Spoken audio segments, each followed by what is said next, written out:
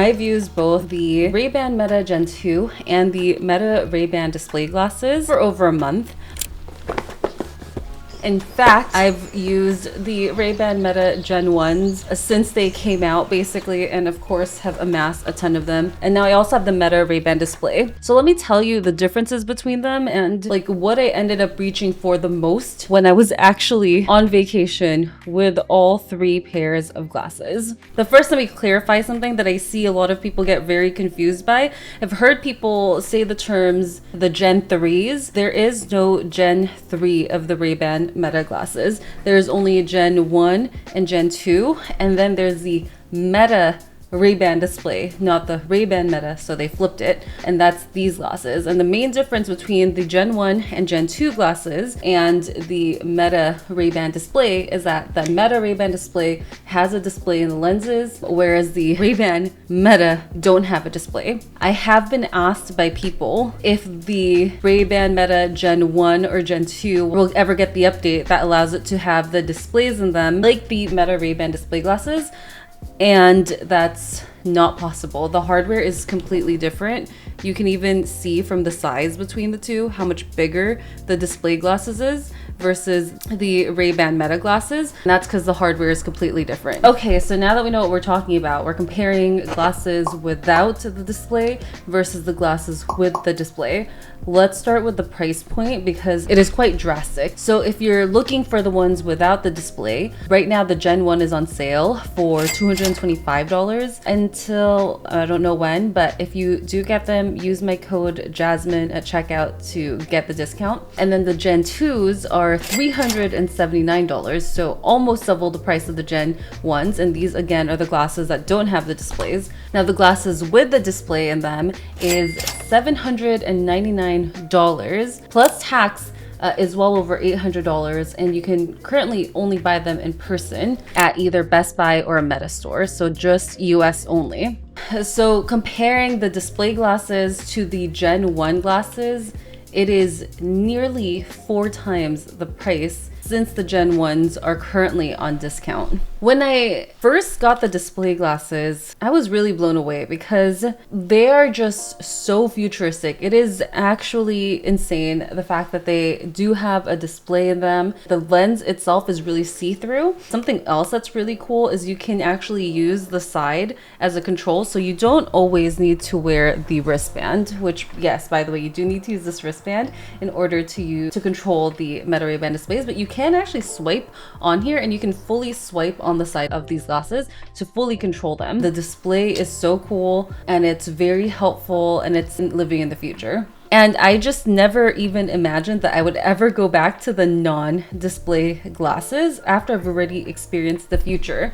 But I think now I know why Meta made it so hard to get the display glasses and why they're only available in the US. They really are just too not developed enough. So we were promised an update in December, and it's December and I've still gotten no software updates on these glasses. So for example, the writing feature that I talked about in so many of my videos and that was shown to us at Meta Connect, that has still not released. So you still cannot write with your hand using the display glasses. The other thing that I've had issues with this glasses is that the battery just drains so fast because it does require such a heavy processing. So I find that my Meta Ray-Ban display glasses are almost always dead, even when I put them in the case fully charged. What I found out is that actually people turn off their glasses when putting them in the charging case so that they can live. It says it's maybe 6 hours of mixed use on these glasses. I've probably gotten around 2, maybe 3 hours total on a full charge before it fully dies. But like I said, it is very cool to be able to see things in the display, to be able to use the navigation, to be the best one is being able to see live captioning and live translations. Like you can see the text in the glasses as like someone's talking. It's so futuristic if the glasses just weren't dead all the time.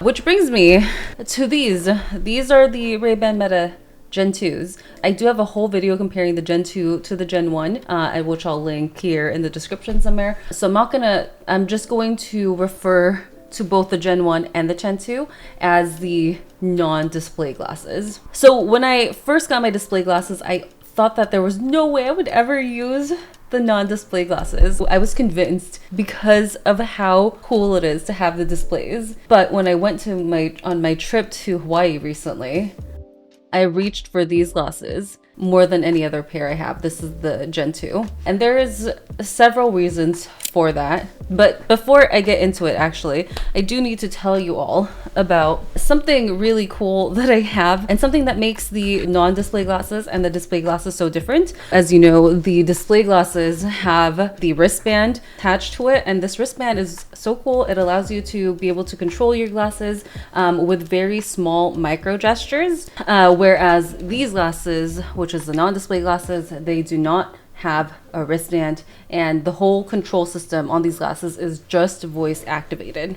As cool as this neuroband is for the Meta Ray-Ban display glasses, they only work with the Meta Ray-Ban display glasses, and it is not universal. And if they were universal, that would be amazing, because that's one of the best and coolest parts of the Meta Ray-Ban display glasses. But there is, in fact, apparently a company that makes said neural band, and they have been making this neural band, which allows you to control anything via Bluetooth, longer than the Meta Ray-Ban display glasses have even been out. So this is the neural band. It uses EMG signals from your wrist, and it takes that, whatever gestures you're doing with your hand, and uses it as controls to anything. Fortunately, this does not work with any of the Ray-Ban Meta glasses, since those don't have Bluetooth in them.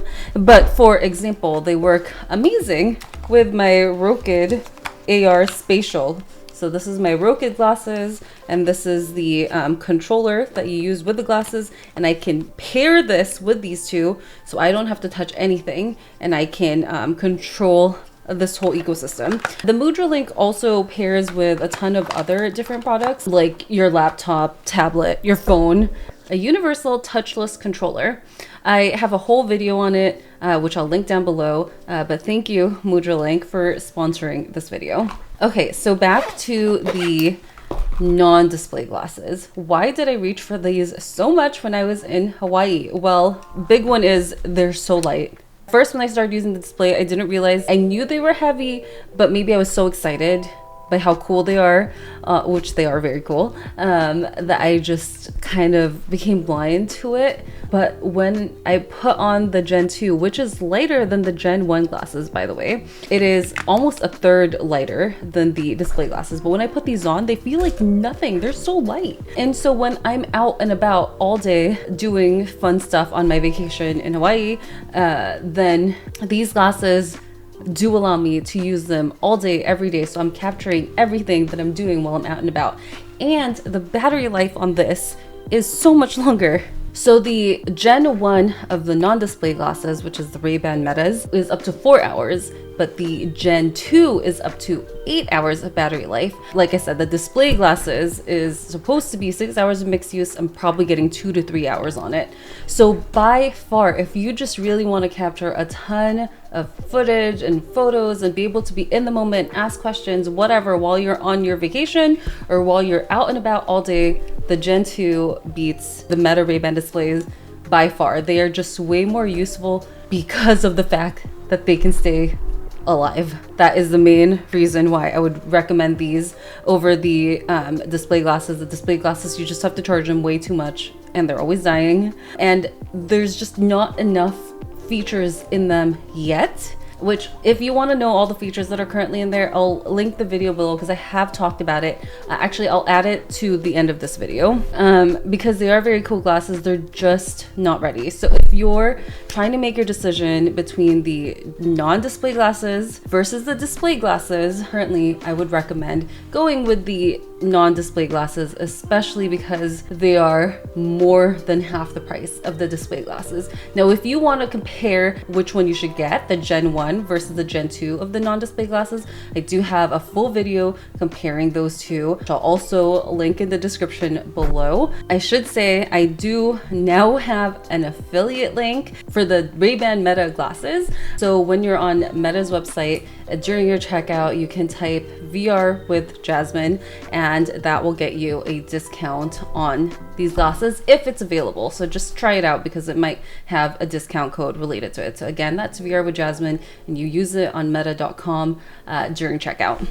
Now, that all being said, the display glasses are so freaking cool. Like, if you just want a taste of what the future could be like, I think trying the displays are amazing. If you can get your hands on them, do a demo with them, they are fantastic. They're just not quite ready for prime time. I am constantly waiting to see when these will get an update and when they will be ready for prime time for all of you. So they get to that point where I think that they will actually be beneficial for the general public. I will let you know, of course. Make sure you're subscribed, and that's it.